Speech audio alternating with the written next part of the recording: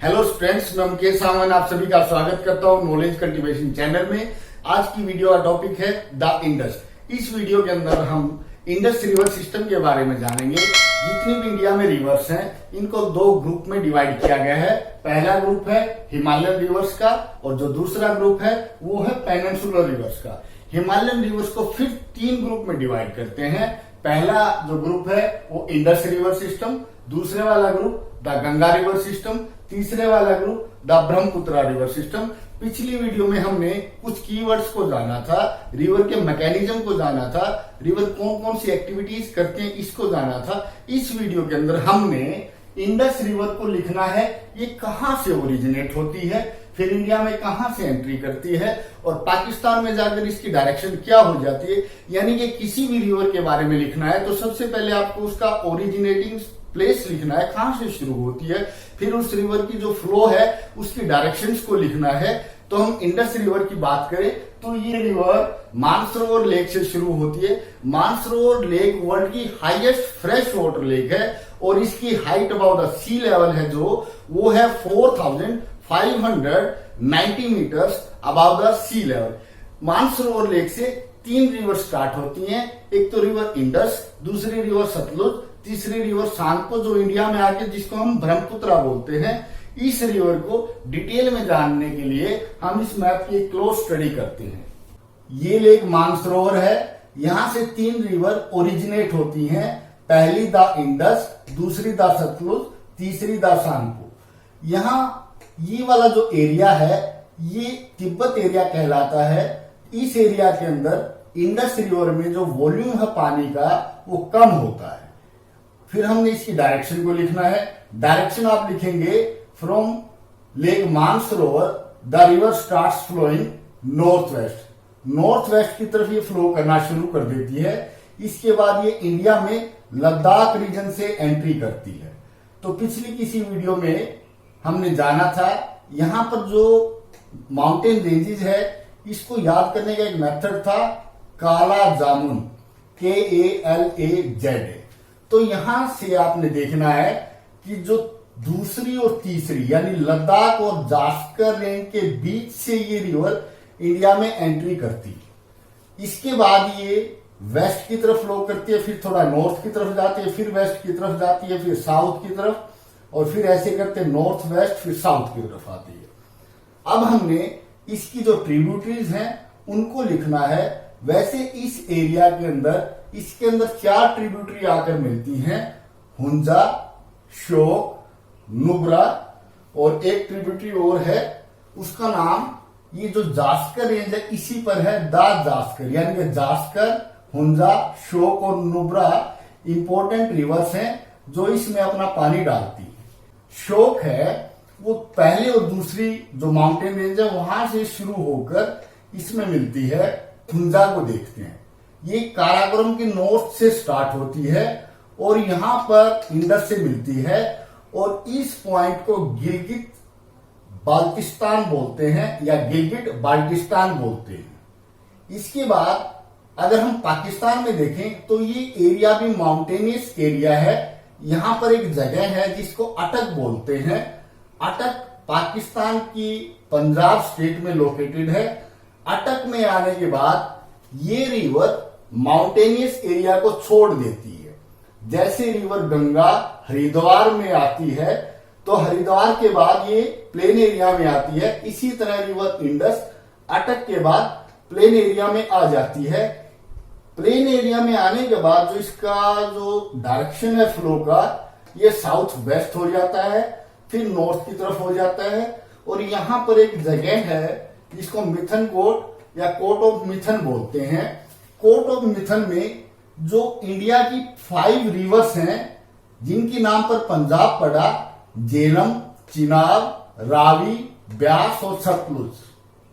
ये रिवर पहले आपस में मिलती हैं, उसके बाद मिथन कोट में ये इंडस में जा मिलती है। इसके बाद मिथन कोट के बाद इंडस की जो फ्लो की जो डायरेक्शन है वो साउथ वर्ड हो जाती है और यहां पर आप एक डेल्टा देख रहे हैं।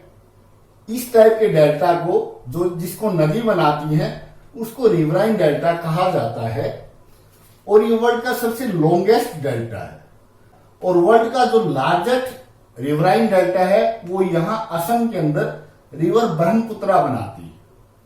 तो अब देखेंगे इस लॉन्गेस्ट डेल्टा का जो नाम है, इसका नाम सप्त सिंधु डेल्टा है।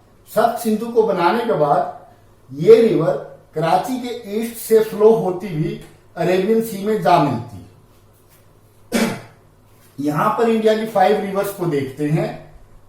इंडस की तरफ से झेलम, चिनाब, रावी, ब्यास, ज्यादा लंबी नहीं है ब्यास, ब्यास सतलुज की ट्रिब्यूटरी है, और फिर ये सतलुज। इनको याद करने का मेथड भी अभी जानेंगे ये कैसे। तो आपने यहां से हुंजा और शोक को देखना है। हुंजा काराकोरम से निकलती है, नॉर्थ से काराकोरम से नीचे शोक, फिर शोक के बाद लद्दाख रेंज, फिर उसके बाद Indus.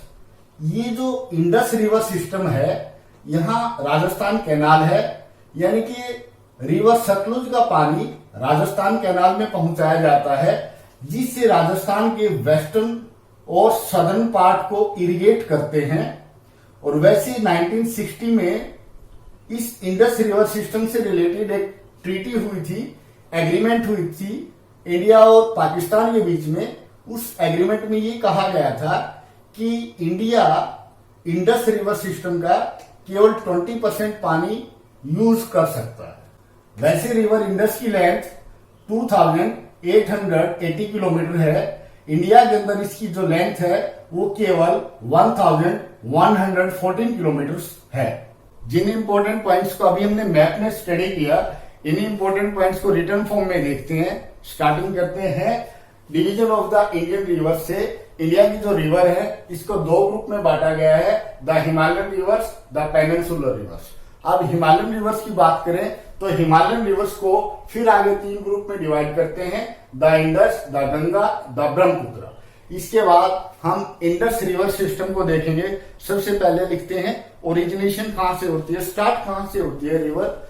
Rising in the Tibet, इस एरिया को तिब्बत एरिया बोलते हैं, नियर लेक मानसरोवर, यहां लेक मानसरोवर है। Enters in India in Ladakh region, India में यहां से जो एंट्री करती है इसको हम लद्दाख रीजन बोलते हैं। लेंथ देखते हैं इसकी 2900 किलोमीटर इसकी लेंथ है। इंडिया में इसकी लेंथ 1114 किलोमीटर है। नेक्स्ट पॉइंट है माउंटेन रेंजेस। किन किन माउंटेन रेंजेस के बीच से ये फ्लो करते हैं इंडिया में, तो मैंने बताया था दूसरी और तीसरी माउंटेन रेंज, यानी कि यहां पर जो लद्दाख रेंज और जास्कर रेंज है वहां से ये रिवर इंडिया के अंदर एंट्री करती है और फ्लो करती है। नेक्स्ट देखते हैं इंपोर्टेंट ट्रिब्यूटरीज। अभी 2 रिवर्स को हमने मैप में देखा था, वैसे 4 रिवर्स हैं। कौन कौन सी हैं? The Zanskar, the Nubra, the शोक। इसके बाद इनकी जहां ये दोनों रिवर्स फ्लो करती हैं, हुंजा, शोक, इनको लिख देना है। This reverse flow through Baltistan and Gilgit. Hunza river जहां इंडस से मिलती है उस पॉइंट को गिलगित बाल्टिस्तान बोलते हैं। नेक्स्ट है emerges from the mountain at Attock. Pakistan में इस लोकेशन को अटक बोलते हैं। अटक के बाद ये रिवर प्लेन एरिया में आ जाती है। नेक्स्ट देखते हैं tributaries from India. The Sutlej, the Beas, the Ravi, the Chenab and the Jhelum join together. ये 5 नदियां पहले आपस में मिलती है। इन 5 रिवर्स को लर्न करने का एक सिंपल सा मेथड है जेसीबी आरएस, यानी कि जेसीबी को खरीदने जाएंगे तो आपको पैसा चाहिए, आरएस नीचे लिख दिया। अब आरएस को अगर मैं ऊपर उठा दूं, आर को सी और बी के बीच में और एस बी के बाद झेलम, चिनाब, रावी, ब्यास, सतलुज, यानी कि यहाँ इंडस, और इसके बाद इन 5 रिवर्स का आपने नाम लिख देना है। इसके बाद ये रिवर क्या करती है, ये 5 रिवर पहले आपस में मिलेंगी, उसके बाद ये मिथनकोट में मिलती है। मिथनकोट यहाँ पर है, यानी कि पाकिस्तान के पंजाब स्टेट के अंदर मिथनकोट की लोकेशन है। इसके बाद ये रिवर कराची से ईस्ट में होते हुए अरेबियन सी में जाकर मिल जाती है। और अरेबियन सी में मिलने से पहले ये वर्ल्ड का सबसे बड़ा रिवराइन डेल्टा बनाती है। इसका नाम सप्त सिंधु डेल्टा है। नेक्स्ट देखते हैं टोटल बेसिन एरिया, यानी कि ये रिवर कितने एरिया से पानी लेती है, कितने एरिया में फ्लड ला सकती है। यानी कि जो रिवर सिस्टम है इंडस का, ये 11,65,000 स्क्वायर किलोमीटर में फैला हुआ है और इस टोटल एरिया का 1/3 एरिया इंडिया में लाई करता है और 2/3 एरिया पाकिस्तान के अंदर है। इरिगेशन, इंडिया में इस रिवर सिस्टम से किन किन स्टेट्स को इरिगेशन की बेनिफिट मिलती है, वो है Punjab, Haryana, western and southern Rajasthan, Punjab, Haryana, southern and western parts of Rajasthan. इसके बाद एक चीज देखते हैं, एक ट्रीटी हुई थी इंडिया और पाकिस्तान के बीच में इंडस और इसकी ट्रिब्यूटरीज के पानी को लेकर, और उस ट्रीटी का नाम है इंडस वाटर ट्रीटी 1960। इसके अंदर क्या कहा गया, बिटवीन इंडिया एंड पाकिस्तान ये ट्रीटी हुई थी। इसमें ये बात कही गई थी, India can use only 20% of the total water of the Indus river system, कि इंडिया को केवल 20% पानी यूज करने की परमिशन होगी।